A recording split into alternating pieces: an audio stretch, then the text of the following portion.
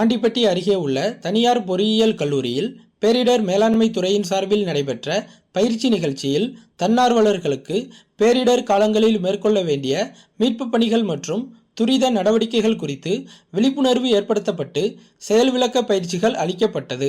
தமிழ் வளர்ச்சி துறையின் சார்பில் தமிழ்நாடு நாள் விழாவை முன்னிட்டு நடத்தப்பட்ட பள்ளி மாணவ மாணவியர்களுக்கான கட்டுரை மற்றும் பேச்சு போட்டிகளில் வெற்றி பெற்றவர்களுக்கு பரிசு தொகை மற்றும் பாராட்டு சான்றிதழ்களை மாவட்ட ஆட்சியர் திரு வைத்தியநாதன் வழங்கினார். முல்லை பெரியாறு அணையிலிருந்து கம்பம் பள்ளத்தாக்கின் முதல் போக பாசனத்திற்காக தண்ணீர் திறக்கப்பட்டுள்ளது. 120 நாட்களுக்கு நீர் இருப்பு மற்றும் நீர் வரத்தை பொறுத்து 3629 மில்லியன் கன அடிக்கு மிகாமல் திறக்கப்படும் இந்த தண்ணீரின் மூலம் 14,707 ஏக்கர் விளைநிலங்கள் பாசன வசதி பெறுகின்றன.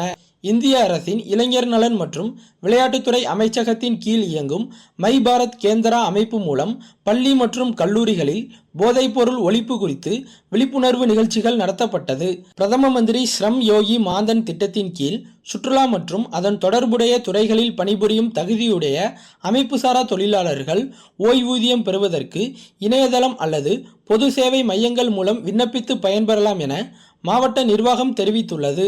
பிரதம மந்திரியின் வேலைவாய்ப்பு உருவாக்கும் திட்டத்தின் கீழ் கடன் உதவி பெற்று கிராமப்புறத்தில் தொழில் தொடங்கி வெற்றிகரமாக நடத்தி வருவதாக சுக்காங்கல்பட்டி கிராமத்தைச் சேர்ந்த பயனாளி மகிழ்ச்சியுடன் தெரிவித்துள்ளார். என்னோட பேர் வெங்கடேஷ் பொன்ராஜ். கொரோனா பீரியடில் நான் ஊருக்கு வந்தேன். ஸோ அப்போது கேவிகேயில் ஒரு ட்ரைனிங் போய் அட்டன் பண்ணேன். அவங்க எனக்கு இந்த ஸ்கீமை பற்றி எனக்கு எக்ஸ்பிளைன் பண்ணாங்க. ஸோ அந்த காலகட்டத்தில் ஒரு உணவு சார்ந்த தொழில் செய்யலாம் அப்படின்ற ஒரு எண்ணம் வந்தது. ஸோ அவங்க கைடன்ஸில் எனக்கு பிஎம்இஜிபி லோனை பற்றி தெரிய வந்தது. ஸோ அப்போது அந்த காலகட்டத்தில் அதுக்கு நான் அப்ளை பண்ணேன் லோனுக்கு. ஸோ எனக்கு 10 லட்ச ரூபா லோனை எனக்கு சேங்க்ஷன் ஆச்சு. ஸோ அதை பேஸ் பண்ணி நாங்கள் மெஷினரிஸ்லாம் வாங்கினோம்.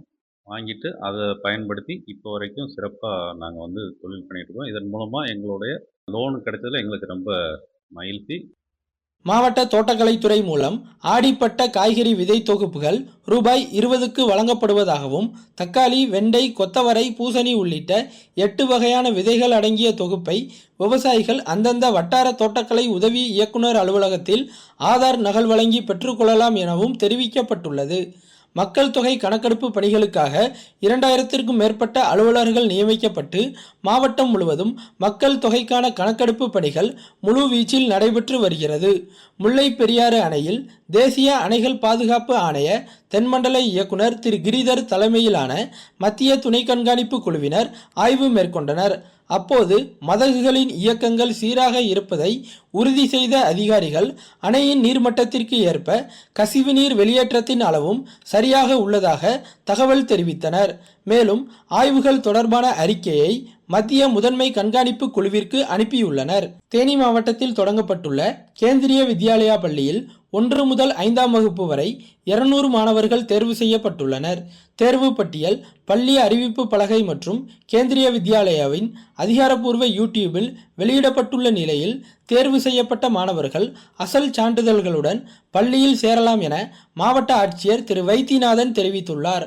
வேளாண் காடு வளர்ப்பு திட்டத்தின் கீழ் மகாகனி, தேக்கு, குமிழ் தேக்கு, ரோஸ்வுட் உள்ளிட்ட மரக்கன்றுகள் 100% மானியத்தில் வழங்கப்பட உள்ளதாகவும் 1 ஹெக்டருக்கு 160 மரக்கன்றுகள் வீதம் அதிகபட்சம் 2 ஹெக்டேர் வரை வழங்கப்படும் நிலையில் விவசாயிகள் நில ஆவணங்களுடன் வட்டார தோட்டக்கலை அலுவலகங்களை அணுகி பயன்பெறலாம் என மாவட்ட நிர்வாகம் தெரிவித்துள்ளது. கோடிநாயக்கனூர் அருகே அகமலை கிராமத்தில் நடைபெற்ற மக்கள் தொடர்பு முகாமில் ரூபாய் 48 லட்சம் மதிப்பிலான அரசின் நலத்திட்ட உதவிகள் பயனாளிகளுக்கு வழங்கப்பட்டது. தமிழ்நாடு அரசு பணியாளர் தேர்வாணையம் உள்ளிட்ட பல்வேறு தேர்வுகளுக்கு மாவட்ட வேலைவாய்ப்பு அலுவலகத்தில் வழங்கப்படும் இலவச பயிற்சி வகுப்புகளை வேலை நாடுனர்கள் மற்றும் தேர்வர்கள் பயன்படுத்திக் கொள்ள வேண்டும் என மாவட்ட நிர்வாகம் அறிவுறுத்தியுள்ளது.